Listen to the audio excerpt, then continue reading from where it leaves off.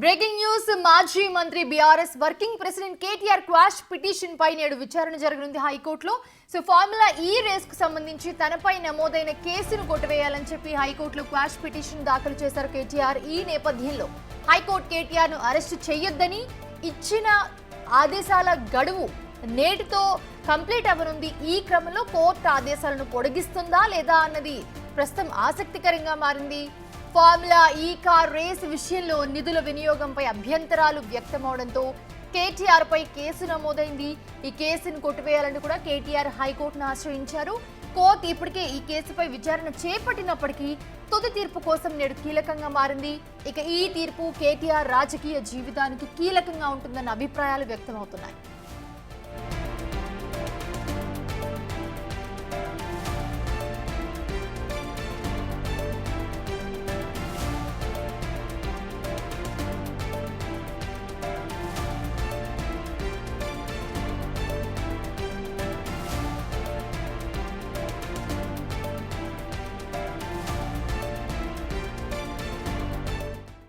Right, ఇదే అంశానికి సంబంధించి మరిన్ని అప్డేట్స్ అందించడానికి మా ప్రతినిధి రాణా జాయిన్ అవుతున్నారు లైవ్ లో.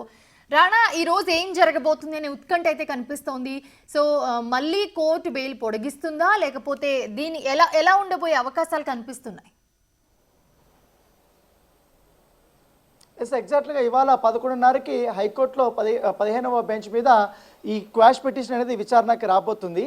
అయితే అనేక అంశాలను కూడా కేటీఆర్ దాంట్లో ప్రస్తావించారు. అసలు నాకు సంబంధమే లేదు, మొత్తం అంతా అధికారులే చూస్తారు. కాకపోతే నేను మంత్రిగా ఉన్నప్పుడు నాకు ఉన్నటువంటి అధికారులతో దృష్ట్యా నేను వాళ్ళకి ఆదేశాలు ఇచ్చాననేసి కూడా ఒక్కసారి చెప్తారు. మరొకసారి మాత్రం అసలు నాకు సంబంధమే లేదు, దాంట్లో అసలు అవినీతే జరగలేదు, కావాలనే కొన్ని అక్రమ కేసులు నా పైన బనాయిస్తున్నారు, ఆ కోవలోనే ఇప్పుడు నా పైన ఈ కేసులను నమోదు చేసి ఇప్పుడు నన్ను జైలుకి పంపించాలని చూస్తున్నారు, రాజకీయ కక్ష సాధింపు ధోరణిలోనే వీరు వ్యవహరిస్తున్నారంటే కూడా ఆయన హైకోర్టులో తన వాదనలు వినిపించినప్పటికీ కానీ ఏసీబీ దానికి మాత్రం చాలా క్లియర్గా ఆ కౌంటర్సే ఇచ్చారు. ఎందుకంటే చాలా క్లియర్గానే వాళ్ళు చెప్పారు. ఎందుకంటే కేటీఆర్ ఆదేశాలతోనే ఎఫ్ఈఓ కంపెనీకి నిధుల బదిలీ చాలా క్లియర్గా జరిగింది. దాంతోపాటు అన్ని అనుమతులు తీసుకున్నాం మేమందరం కూడా, ఇప్పటికే ఎఫ్ఐఆర్ నమోదు చేయడానికి కూడా ఇటు గవర్నర్ పర్మిషన్ కూడా తీసుకున్నామంటే కూడా వారు కౌంటర్ వేసినటువంటి నేపథ్యం ఏర్పడుతుంది. దాంతోపాటు ఇది విచారణ ప్రాథమిక దశలో ఉంది కాబట్టి ఈ సమయంలో కేటీఆర్ లేవనెత్తినటువంటి అంశాలపైన బెయిల్ ఇవ్వడం కానీ లేకపోతే క్వాష్ పిటిషన్ కొట్టివేయడం కానీ జరిగితే మాత్రం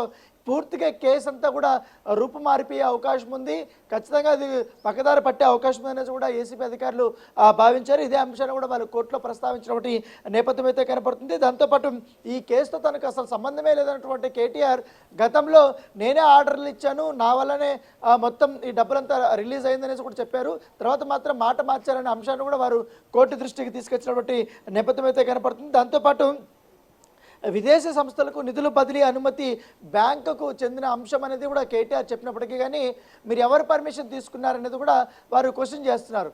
ఆర్థిక శాఖ పర్మిషన్ లేదు, మంత్రిమండలిలో పర్మిషన్ లేదు, అట్లీస్ట్ ఆర్బీఐకి సంబంధించి అంటే లిక్విడ్ క్యాష్ విదేశీ దీని కంపెనీలకి డబ్బులు పంపించేప్పుడు ఖచ్చితంగా ఆర్బీఐ గైడ్లైన్స్ ప్రకారం వ్యవహరించాల్సిన అవసరం ఉంటుంది. సో అవిగో పర్మిషన్ కూడా తీసుకోకుండా ఈ రకమైనటువంటి అవినీతి చేశారంటూ కూడా ఏసీబీ అధికారులు భావించారు. కాబట్టి ఇవాళ వారు గట్టిగానే కౌంటర్ వినిపించే అవకాశం ఉంది.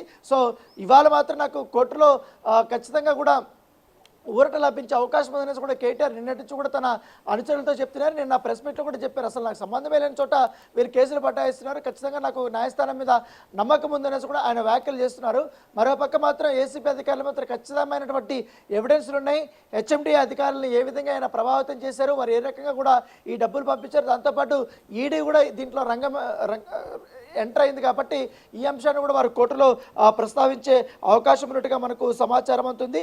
దాంతోపాటు ఇప్పటికే ఈడీ కూడా అతనికి నోటీసులు ఇచ్చింది కాబట్టి ఓ పక్క ఈ యొక్క క్వాష్ పిటిషన్ కానీ బెయిల్ కానీ ఒకవేళ ఇదైనా కూడా ఈడీ అధికారులు మాత్రం ఇప్పుడు ఆల్రెడీ నోటీసులు ఇచ్చారు. 7వ తారీఖే ఆయన విచారణకి హాజరు కావాల్సి ఉంటుంది, అదొక పక్క ఎదుర్కోవాల్సిన అవసరం ఉంటుంది. సో ఎటు చూసుకున్నా మాత్రం ఈ ఫార్ములా కేసులో మాత్రం కేటీఆర్ చుట్టేనే ఈ వ్యవహారం అంతా తిరుగుతుంది.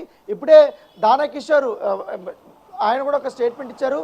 ఎట్లా జరిగింది అనేసి మొత్తం అన్ని డాక్యుమెంట్స్ అన్ని కూడా తీసుకుని ఏసీబీ అధికారులు కూడా దాదాపు 7 గంటల పాటు కూడా ఆయన అనేకమైనటువంటి డాక్యుమెంట్స్ కూడా సబ్మిట్ చేయడంతో పాటు తన స్టేట్మెంట్ కూడా ఆయన రికార్డు చేయించుకున్నటువంటి నేపథ్యం అయితే కనపడుతుంది. సో తర్వాత ఇప్పటి వరకు వెయిట్ చేశారు కాబట్టి ఏసీబీ అధికారులు ఇవాళ కోర్టు ఏం డిసైడ్ చేస్తే దాన్ని బేస్ చేసుకుని ఆయనకు నోటీసులు ఇచ్చే అవకాశం ఉంటుంది. ఎందుకంటే ఇప్పటి వరకు కూడా ఆయనకి నాట్ టు అరెస్ట్ అనేది మాత్రమే ఆయన ఎగ్జంప్షన్ ఉంది. సో ఇవాళ ఆ బెయిల్ని పొడిగిస్తారా, లేకపోతే నాట్ టు అరెస్ట్ అనే అంశాన్ని కొట్టివేస్తారా, లేకపోతే క్వాష్ పిటిషన్ కూడా పూర్తిగా కొట్టివేస్తారా చూడాలి. లేకపోతే ఏసీబీ అధికారులు చెప్తున్నటువంటి అంశాలని పరిగణలో తీసుకొని నిర్ణయం తీసుకుంటారా లేదని కూడా మరొక గంట లోపల పూర్తి వివరాలు అయితే తెలిసే అవకాశం ఉంది మనిషా. అయితే ఇక్కడ ఇంకొక విషయం కూడా కనిపిస్తుంది, ఏసీబీ అలాగే ఈడీ కూడా దీని మీద దర్యాప్తు చేసి దీని మీద మాట్లాడడం కూడా జరిగింది. అంటే ఏదైతే కేటీఆర్ చెప్పారో ప్రెస్ మీట్ పెట్టి ఈ కార్ రేసింగ్కి సంబంధించి, బట్ పిటిషన్లో ఆయన వేసిన పిటిషన్లో వేరే మ్యాటర్ రాసింది.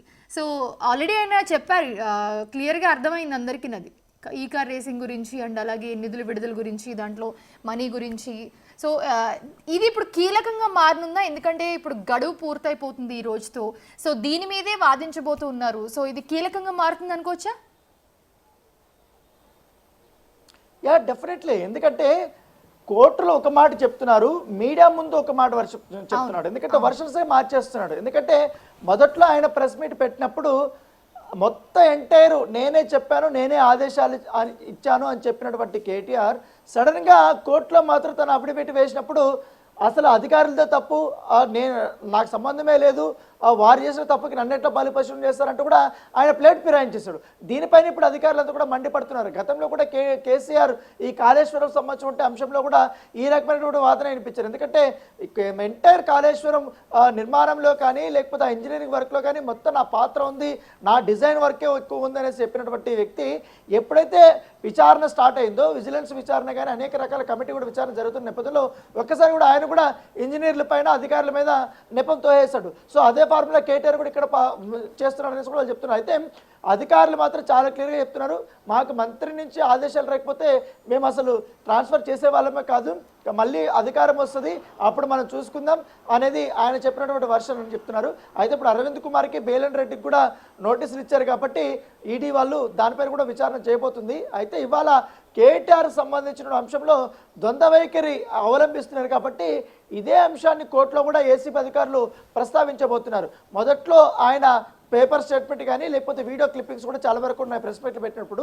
ఆయన నాకు సంబంధమే లేనటువంటి ఒకటి, అలాగే అఫిడవిట్లో అసలు అప్పుడు నాకు సంబంధం ఉందని చెప్పాడు, ఇప్పుడు అఫిడవిట్లో మాత్రం నాకు సంబంధం లేదనే అంశాన్ని కూడా కోర్టు మీద ఉంచబోతున్నారు. సో ఇవన్నీ పరిశీలించిన తర్వాత వాదనలు జరుగుతాయి కాబట్టి వాదనలో ఎవరి పక్షాన జడ్జి ఇవాళ నిలబడతారని కూడా చూడాల్సిన అవసరం ఉంది. Right, thanks for the updates Rana.